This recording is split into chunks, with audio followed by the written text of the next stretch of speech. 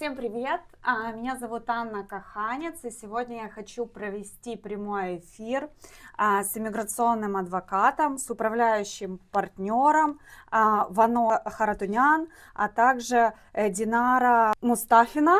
Она помощник иммиграционного адвоката, и будем сегодня говорить на тему, как можно сменить статус политического убежища на рабочие грин-карты. Скажите, пожалуйста, есть ли у вас такие кейсы, где вы уже удачно сменили политическое убежище на рабочие грин-карты? Yes, we do. We have plenty of cases where people have adjusted their status from waiting for political asylum to green card based on the EB, generally on the EB1, 2, or 3 green card programs. However, should keep in mind that there are different types of people who have different statuses of people who are actually applying for asylum. First, the biggest group are people who came in here, who came in with a visa, entered the country, applied for what's called affirmative asylum, where they come in with a visa, and then after a few months, they apply for asylum, and then they are waiting for an interview. Now, as everybody knows, there's been a long wait for people who are waiting for interviews. We have right now people from 2014 who are still waiting. How many 10 years? 10 years. Okay. 10 years, yeah. Okay. So it's an incredible delay. Я уже слышала, что это 10 лет, кто-то ждет 10. Is it possible they're waiting more than 10 years? Yes, it is possible. There are people who are waiting even longer than that. But, so to be clear, people who are waiting for an interview are, what happens is, immigration-wise, the moment that you apply for your asylum, your status freezes. So if you came in on a visa, you had, 6 months, and let's say within the next 6 months you applied, your status froze at the moment that you applied. So for those people, they can apply directly, EB1, EB2, EB3, and an adjustment of status can take place through USCIS. USCIS has jurisdiction, and it doesn't have to go through the court. What kind of those kind of green card? Can you just say like Sure. EB1, Sure. EB2? Sure. So the most common ones are EB1, EB2, EB3. There's EB4 and EB5. Just quickly, EB4 is people who are related to and affiliated with a religious institution, a church, a synagogue, a mosque. That would be EB4. And EB5 simply is to people who put up approximately $1 million. It's a little bit more than $1 million now, and a little bit less in some zones. So that's EB5. So EB4, EB5 is religious, and the $1 million plus, those are not so frequent. So that's rarer. But I will cover what EB1, 2, and 3 is. Можно я задам очень такой, скажем так, вопрос, который волнует многих, и потом обсудим уже грин-карты. Давайте. Есть очень важный вопрос. Все, кто находится на политическом убежище, у них есть одна большая проблема. Они не могут выезжать из страны. Угу. И как быстро, если они, например, подают на смену статуса с политического убежища на рабочую грин-карту, например, экстраординарные способности EB1A, как быстро они смогут поехать домой? Смогут ли они поехать домой в процессе подачи? So this is the most important part about when I said about people who are still waiting for their interview. If you're still waiting for your interview, you are not, quote unquote, in removal proceedings. Then, as soon as you get your travel authorization, you are allowed to travel, and it is 100% safe. If the USCIS gives you advanced parole, and now they are giving you for 5 years, multiple entries. So it is very safe. So long as you're not in the court system, you are waiting for your asylum. So then there's absolutely no problem. You will have zero chance of having a problem, so long as you don't go to the country where you ask for asylum from. But, you don't have any problems there. Насколько спокойно, потому что все переживают, у них же открытые кейсы по политике. Они все переживают, что их на границе остановят.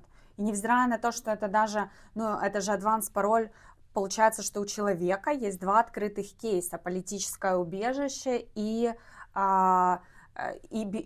EB, какая-то из EB. Насколько безопасно? Here's what I will say. I've been doing now, practicing law now for 22 years, and I've probably had over 1,000 clients who traveled on the advanced parole. I can tell you, I've never had a single instance, not even once, where a client went and was not able to come back. More importantly, people, somehow there's this word out there that, oh, it's dangerous, right? I'm like, where did you read it's dangerous? Oh, I saw it online. Well, okay, where online? Usually nothing happens.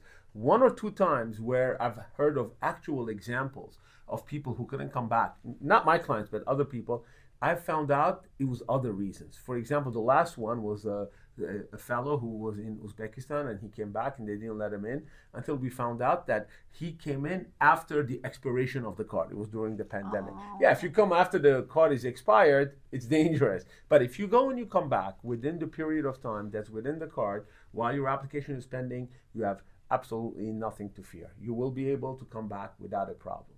Again, keep in mind, I said before the interview, because the status changes after the interview. Еще я услышала, что это относится только к тем людям, которые обратились за адванс-паролем в процессе ожидания интервью, а не после суда, когда они в процессе депортации. До суда. Надо отметить, да. Да. Если вы подаетесь до суда на смену статуса и на адванс-пароль, как бы это работает. Да, это работает. Как быстро? Как быстро я могу выехать? Я пришла к вам с пакетом документов на рабочие грин-карты. Через сколько я могу поехать домой? So the speed of time changes over time. But for example, everybody remembers 2 years ago, 3 years ago, people were waiting more than 1 year after they applied to receive their travel authorization, their work authorization. However, that period of time has shrunk recently, and now for the last year, it's only taking 2 to 3 months after the 485, the adjustment of status is accepted. Wow. It's taking about 2 to 3 months. Yeah, we have a lot of clients who are able to get their, to file, and once their 485 is accepted, it takes, less than 3 months. They get their work and travel authorization. Следующий вопрос. Про бьюти-бизнес. Очень много бьюти-специалистов, работники бьюти супер заняты у нас, и как бы многие ищут, как им, то есть они приехали, например, 10 лет назад, организовали успешный бизнес, имеют, например, моя клиентка имеет 30 салонов красоты, она обучает. Может ли она подать на категорию EB2 National Interest Waiver?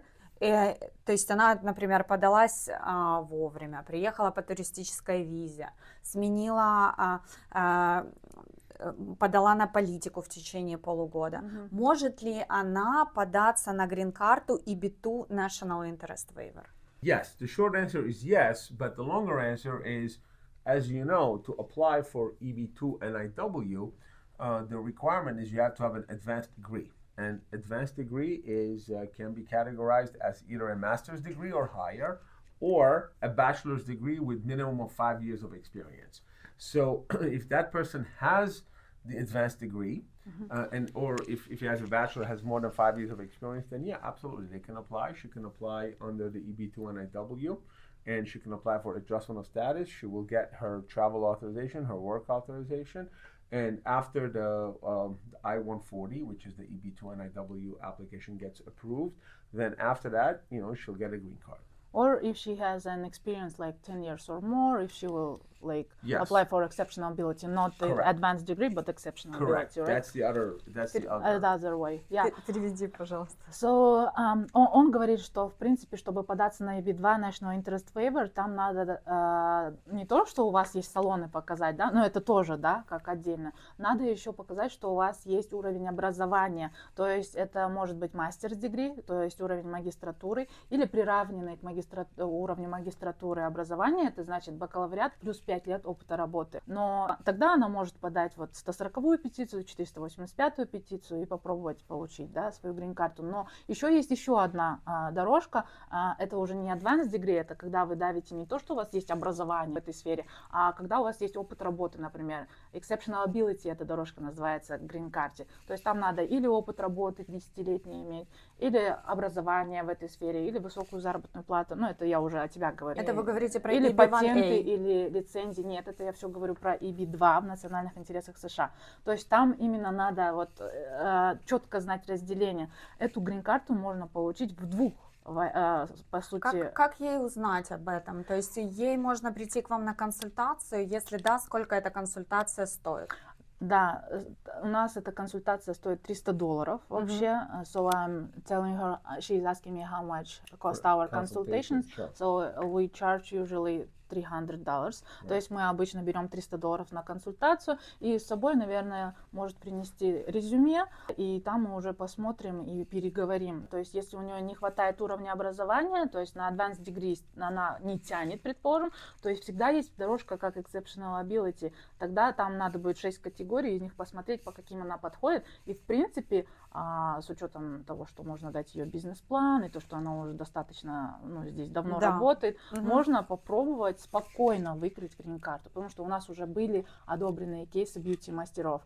То есть how many cases, Vano? How many cases you from beauty industry you have successful? Yeah, actually? we have recently, very recently, we had a woman. She has a nail salon. She's very well known in the community. She's originally from Kazakhstan, and we got an approval for her on the EB1. So she had won some competitions, and she had some pretty good. She was pretty well known in the industry of nail salon. So she won her EB1. And we have a couple of people who work for her who actually she sponsored for EB3 that also doing their own applications. I've had other ones too, hairdressers, nail salons, we had a cosmetologist from Ukraine actually. EB2. We won EB2 case for her. We won EB2. She's a young esthetician. She's a young esthetician. She's how old? She's 25 now. She's 25 now. So when we applied, she was 22. And she had received her license here, and she has her clinic is a couple of blocks away from here in Midtown Manhattan. She's from Kiev originally, and so she does that, and her mother is also in the business. And she came to us, and when she came to us, she had applied for an e-visa before she came to us, but I told her, look, you qualify for the EB2 NIW. She had a bachelor's degree, no master's degree, but she had 5 years of experience. What kind of, что она подавала, что она показывала? Ну, она, во-первых, показала, что у нее есть образование, что у нее есть лицензия, то есть она здесь тоже получила лицензию. Она показала свой бизнес-план, она показала, что у нее там, ходят как бы достаточно много людей, что у нее раскрученный Инстаграм здесь, да, то есть все вот эти факторы в совокупности. Публикации, может, какие-то публикации были они, кстати. Книга, может, была написана у нее. Книги не было, но были они публикации, да, в журналах, то есть то, что она достаточно была хорошим косметологом, и как бы были рекомендации от клиентов, которые были довольны ее работой. So we're talking about the publication, so we also included in her case. So what kind of evidence, like a cosmetician can show? Cosmetician, for example. Business plan. Business plan, of course, is very important. Again, keep in mind, people, we didn't talk about this yet, but EB1 and EB2 are different things, right? So EB1 is extraordinary, what people call the talent green card. That's what EB1 is. And then you have EB2. EB2, you don't have to show extraordinary, and most of the time you don't have to show even exceptional. You have to show you have advanced degree, it's in an area that the economy needs, and that you are well suited for that position.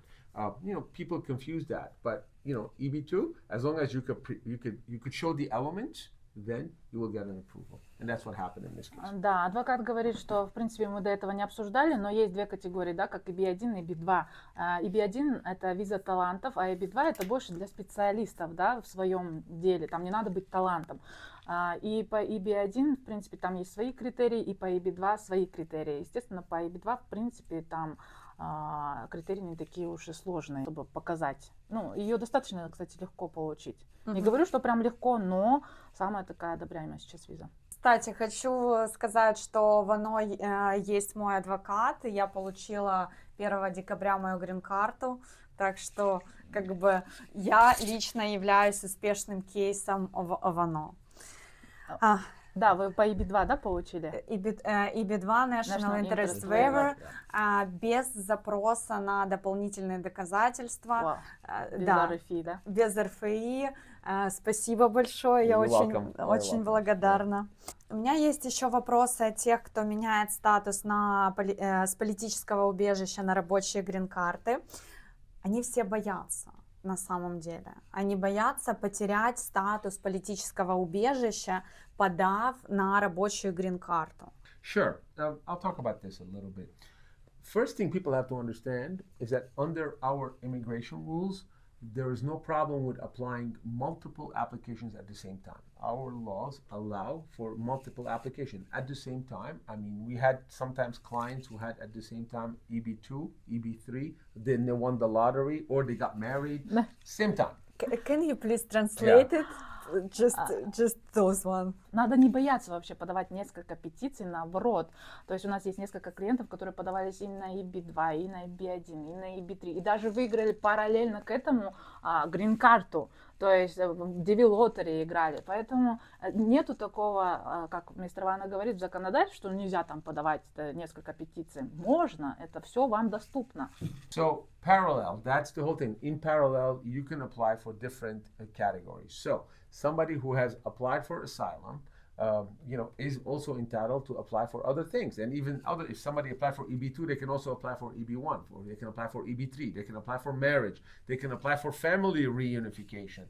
All of that can be done at the same time. It's nothing wrong, and it doesn't influence, it doesn't affect. One doesn't get weaker because of the other. Да, но все-таки вопрос. Если мне откажут в рабочей грин-карте, я смогу остаться на политическом убежище?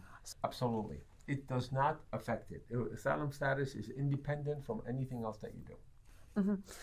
Следующий вопрос, конечно же, очень много людей перешло границу с Мексикой.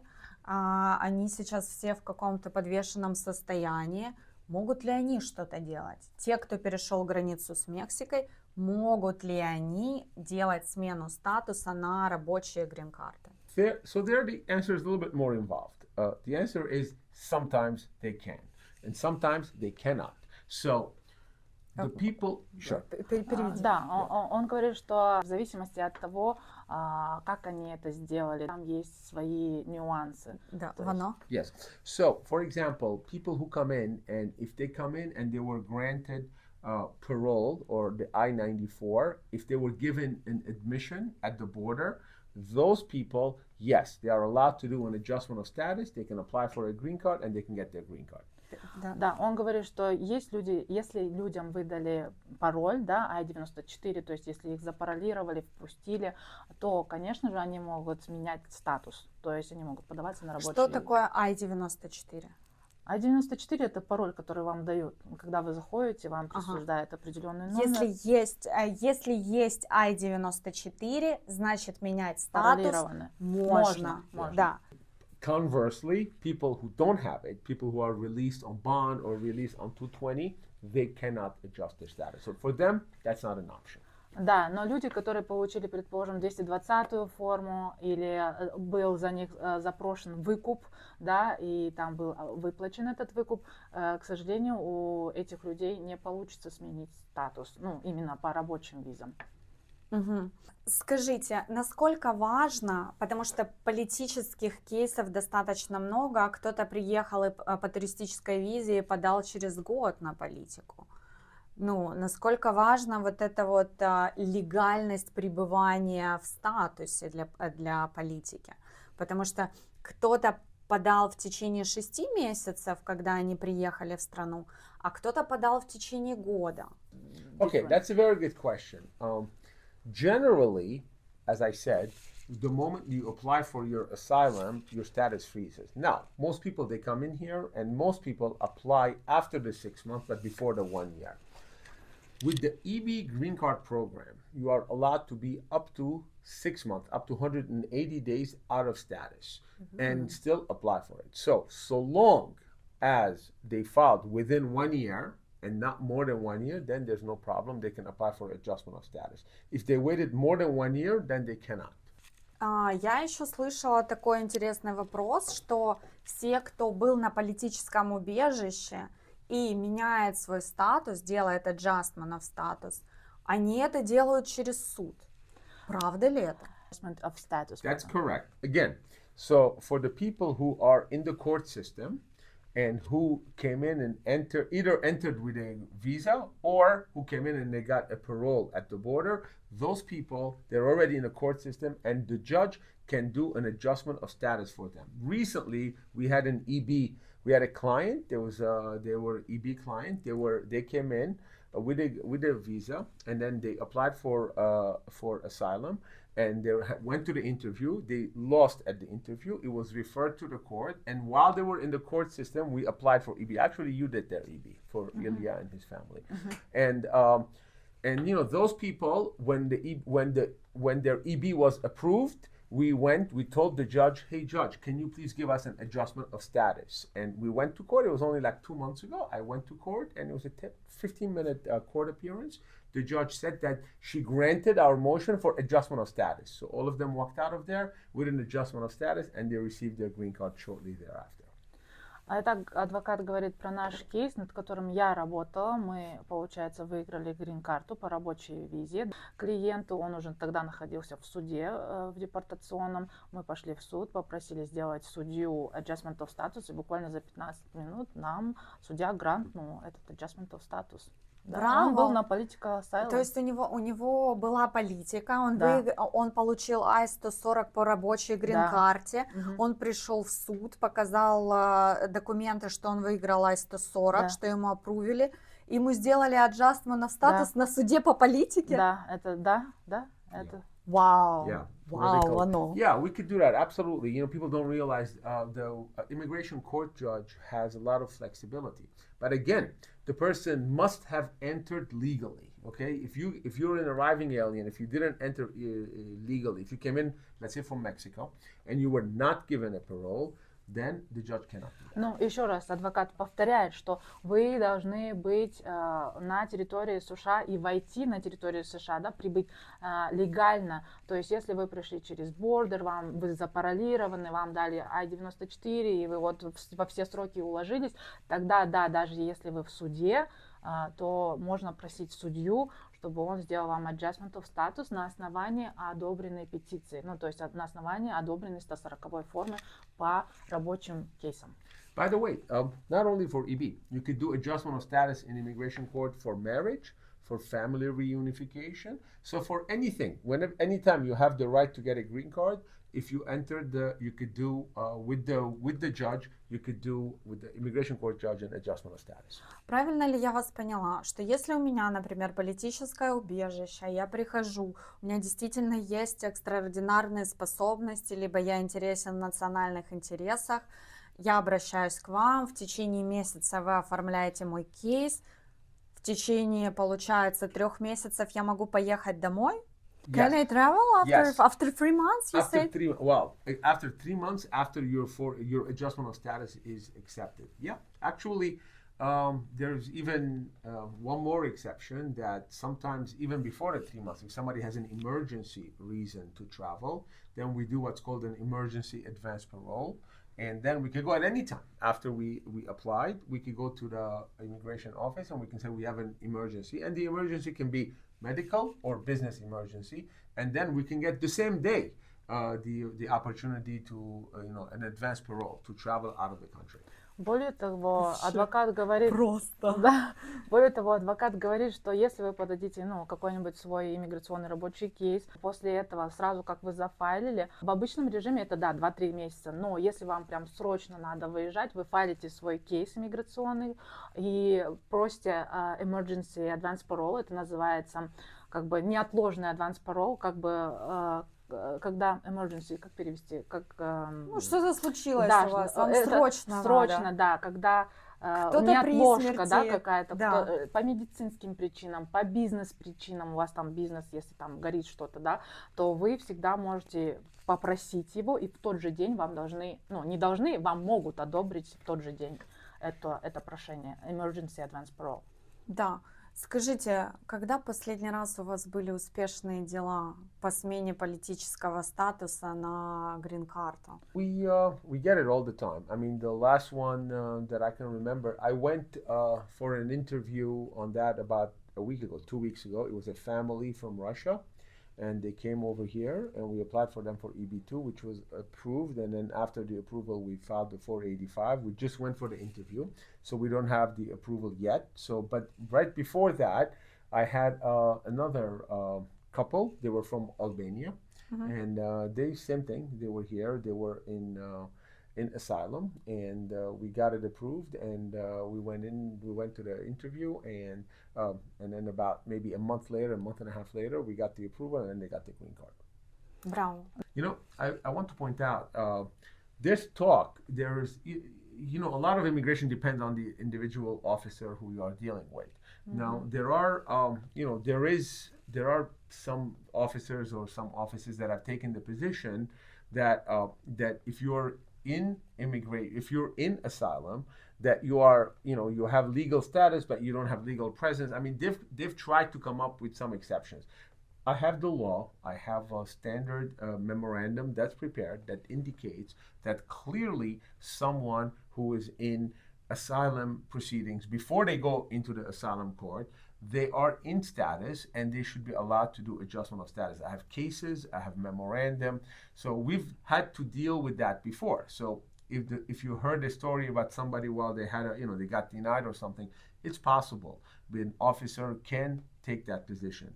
But we would fight that, whether it's by appeal or by going to a federal court in order to show that immigration was wrong in denying that. We've done that. So even though so far we've been lucky that we've had our people in immigration, they were allowed and they were given advanced parole, adjustment of status, it is possible. And in those instances, you need to show to immigration that they are wrong on the law. Он говорит, что есть много, офицеров, да, иммиграционных, и они все, естественно, есть у них свои позиции, на которые они давят тоже на свои законы, но, опять же, у нас есть тоже меморандумы, законы, кейсы, на которые мы ссылаемся, когда мы говорим, что мы правы, и на основании этого можно, в принципе, выиграть. Я так поняла, можно идти в федеральный суд, я так понимаю, Да. можно обращаться и в другие инстанции. И я так понимаю, есть такая возможность, можно переподать кейс. Люди как бы вырастают, и я так понимаю, можно поработать над своей публичностью и через какое-то время обратиться еще раз за рабочей грин-картой. Ну да, вот именно смену статуса, он говорит, да, они иногда могут сказать, что вы там асайлуме, это было не в статусе, вы там, но он опять же подчеркивает, что если вы вовремя все подали, до суда, если не дошло дело, то с adjustment of status проблем возникнуть, то есть со сменой статуса проблем не должно возникнуть, да, и он, если с этим сталкивается, когда он пытается именно иммиграционным офицерам доказать на основании своих меморандумов, на основании кейс-ло, что как бы adjustment of status должны все-таки присудить, должны дать сделать. И все-таки сколько кейсов успешных было по смене политического убежища на рабочие грин-карты? Давайте спрошу там range.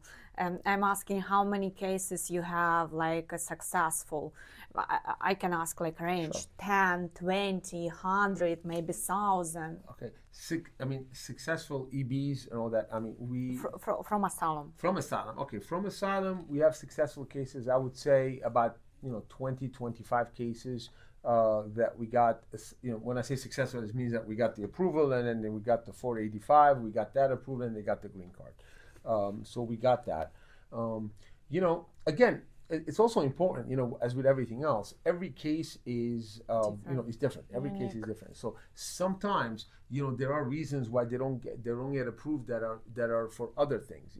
For example, I just explained, if you do an EB, you could be up to 180 days out of status and you are still okay. However, we had one client who had the same situation. They got the lottery, green card lottery. Now, green card lottery doesn't have the 180-day exception. If you are 1 day late, you are late. It doesn't work. So we had the same situation. We went there, and the officer, they saw the issue, and they said, hey, okay, all is good, but you were out of status, you don't have the 180 days grace period, therefore you cannot adjust. So every situation is different. You know, sometimes people have waited more than 180 days. If you have applied after the 1 year, again, it's the same problem. You're out of status for more than 180 days. So every case is specific, but I can represent that we've had at least 15 or 20 cases in the last 3 years of people who were in asylum court, not asylum court, they are in the asylum process, who got an adjustment of status and who actually received their green card. Да, мистер Вану говорит, что у нас есть где-то 15-20 кейсов в нашей именно компании, где люди смогли сменить с asylum кейсов на свои грин-карты, то есть статус, да, поменять. Это все было успешно.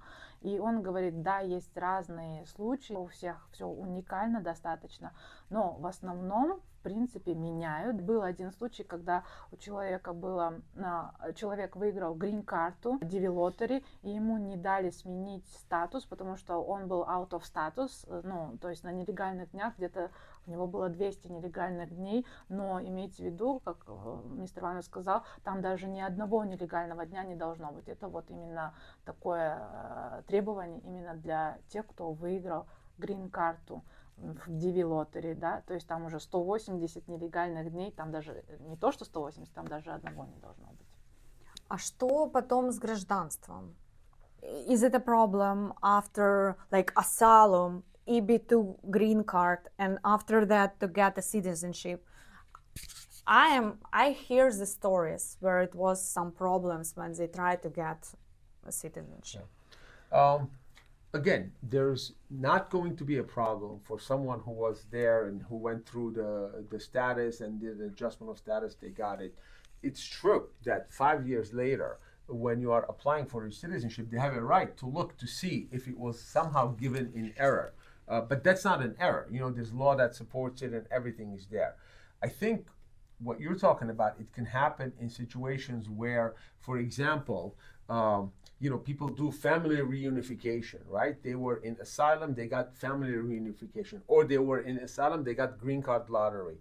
Those don't have the 180-day out of status exception. So when you go, if they don't notice it at the time that you're doing your adjustment of status, they give you the green card. 5 years later, when they're reviewing for your passport, they could notice, they say, hey, wait a minute, you applied for asylum, and true, you applied within 1 year, but it was more than 6 months, and you were out of status, and you got family reunification, or you got a green card lottery, and you were not in status, so you shouldn't have gotten it. Again, those are very rare. It is possible. I've heard of cases where people have heard this at the time of the citizenship, but it will not be a problem only because you were in asylum status and then you did an adjustment of status. Да, адвокат говорит, что да, он слышал про такие кейсы, когда у людей возникают проблемы со сменой статусом, но это, скорее всего, было потому, что у них был легальный статус превышен, ну, то есть нелегальные дни, возможно, они вышли за 180 дней, и поэтому это в основном, скорее всего, может быть, как он предполагает, что они подались на асайлум, потом в какой-то момент выиграли грин-карту, и им дали эту грин-карту, и потом, когда они подались на гражданство, иммиграционный офицер, кстати, у него есть такое право, чтобы пересмотреть все ваши статусы, вообще кейс, да, и да, на этот момент, если он выявит какие-то нелегальные дни, он может как бы уже аннулировать, да, вашу грин-карту, по сути. Да, или, например, было воссоединение с семьей, asylum кейс, потом было воссоединение с семьей, в итоге он получил грин-карту по воссоединению с семьей, и там, когда он подался через 5 лет на гражданство, тоже могут возникнуть вопросы, то есть, ну, это от офицера зависит, то есть он может поднять все, вот, кейс, ваши нелегальные дни, если он увидит, да, такие проблемы, возможно, возникнут. Да. Ну и как бы последний вопрос, кто может подаваться на рабочие грин-карты, какие сферы, какие специальности, потому что я знаю, что начиная от барбера для собак, заканчивая баристой, могут подаваться на рабочую грин-карту. Правда ли это? That's probably EB3. So EB3 which is you need an employer to give an employment offer. Воно Yes. extraordinary ability. Extraordinary? Yeah, because barista, he had his special, very unique techniques, and the barber, she was winner of a huge exhibition, and she was representative of many brands like ambassador. Very good point. So this is a very important point because people, when you say EB1, I mean, the favorite thing for an attorney who doesn't do EB1s and EB2 is to tell their client you don't qualify. It's easy to say. Yes. That's it. But the reality is that, I always say that you don't need to be a Nobel Prize winner. You don't need to be an Olympic artist. You don't need to be the most famous person in the world or some movie star. No. EB1, extraordinary, it's very relative. It's extraordinary in your field, in your country, and everything is taken within that. So, just for example, there's more than 5,000 people who get extraordinary green cards every year. Now, considerably more than 5,000 people. So obviously, it's not everyone who does an Olympic medal or a Nobel Prize. So yes, somebody who's a barber, who's a hairdresser, who's a barista, if you could show that in your field you are extraordinary, you are absolutely entitled to get the EB1. We've done it for lawyers, we've done it for business people, we've done it for singers, we've done it for flute players, we've done it for dancers, architects, engineers, every field of life. The law is very clear. Congress meant the law specifically. You go read the law, and there's nothing in there that says that you have to be this very famous, extraordinarily famous person. You have to be well-known, extraordinary in your field. Да, мистер Вану говорит, что чтобы податься на EB1 визу, на визу талантов, и вообще на EB2 визу, там, в принципе, не надо быть прям супер талантливым. Там есть категории, из 10 категорий, в принципе, если 3 закрыть, уже можно получить грин-карту. То есть это не так, что вы должны быть там нобелевским призером, что у вас должна быть какая-то супер крупная награда. Нет, это неправда. То есть вы должны быть в своей сфере действительно хорошим специалистом, именно талантом. Как это показать, это есть 10 критериев, это можно будет попозже, там где-нибудь в посте написать про эти 10 критериев.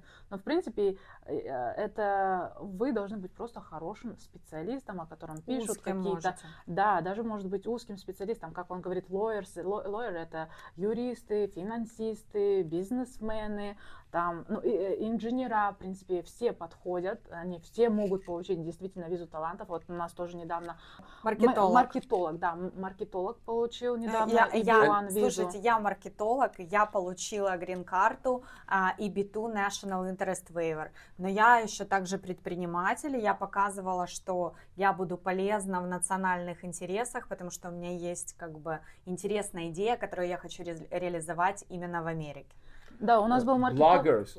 Блогеры тоже. У нас был маркетолог, но она именно тоже выиграла по EB1. То есть там тоже она с моей страны, то есть с Казахстана, и вполне спокойно закрыла, не все критерии, конечно, но там половину, и ей дали визу талантов. Хотя я бы не сказала, что она там супер талантливая или супер известная в нашей стране. Сколько у нее подписчиков? Да, у нее, это не блогер, это я говорю про маркетолога, да, она просто работала в моей стране в крупных маркетинговых агентствах, да, и они продвигали именно иностранные бренды. У нее не было подписчиков своих как таковых. Сейчас я хочу спросить, how many followers you should have to apply for green card as a blogger? Hundreds, millions?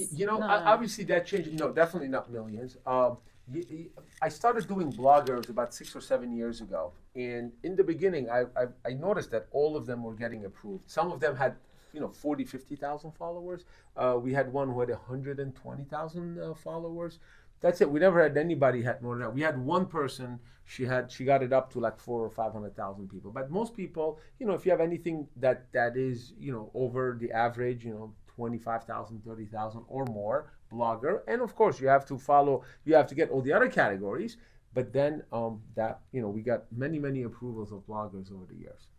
Класс, у нас было очень много уже одобрено, в принципе, блогеров, да, там не надо, чтобы у вас прям были миллионы подписчиков, нет, но желательно, чтобы их было больше, например, с 25 тысяч, 30 тысяч уже, в принципе, вы подойдете под эту визу, да даже можно меньше, в принципе. От себя скажу, там, если говорить про визу талантов, там даже больше не на подписчиков смотрят. Там вот действительно есть 10 критериев, из них 3 только закрой. В принципе, это минимальный порог, да? So И будет minimum is three. Three categories Three you need to- categories, Yes, yeah? you need to do 3 categories. So, you have to find the categories. For example, having media articles about you, right? Yes. That's one category. Yeah. Or even something as simple as you make more money than the average blogger, right? Yeah. So you can show that. That's one category. Membership in some organizations. salary high. Salary, the salaries. So all you need to do is Can she have a book for example? Yeah, это scientific publications или Publication. something like, yes, if you publish something, Книги, научные статьи могут можно, быть про социальные. инструкции можно Да. какие-то, или технику какую-то вы разработали и про это пишете. В принципе, там есть вот 10 категорий, это высокая заработная плата, мистер Ванов сказал, или о вас были статьи какие-либо, или даже там вклад в развитие в этой сфере. В принципе, если вот 3 из 10 закрыть, все. Да, будет вам. И подписчики, в принципе, здесь уже будут не важны. Подписчики можно как дополнительное, да, доказательство, что вы там популярны. Но это не будет прям особым, прям сильным критерием. Но если это тоже может засчитаться, да, чтобы вы понимали. Да. Я думаю, что нам обсудили достаточно много вопросов. Я думаю, что мы раскрыли тему очень хорошо. Предлагаю встретиться в следующий раз, обсудить смену студенческого статуса на грин-карты рабочие. Спасибо вам огромное за то, что согласились провести это интервью. Я думаю, что всем моим подписчикам, вашим подписчикам будет очень полезно послушать, потому что многие думают, что политика — это как приговор, все, они ничего не могут сделать, что они привязаны здесь, они не могут выезжать. Нет, это неправда, у всех есть надежда, каждый может попробовать, поэтому обращайтесь к Вано, приходите на консультацию. And thank you so much. Thank you. It was my pleasure, and thank you also. Да, спасибо огромное. Да, с удовольствием. Приходите еще раз. Нам Да. очень понравилось. Да. Обращайтесь в Ballon Stoll, мы вам поможем податься на любые рабочие визы. Да, Или мы на можем. asylum. Да. Всем счастливо, всем пока. Подписывайтесь Пока-пока. на наши YouTube каналы.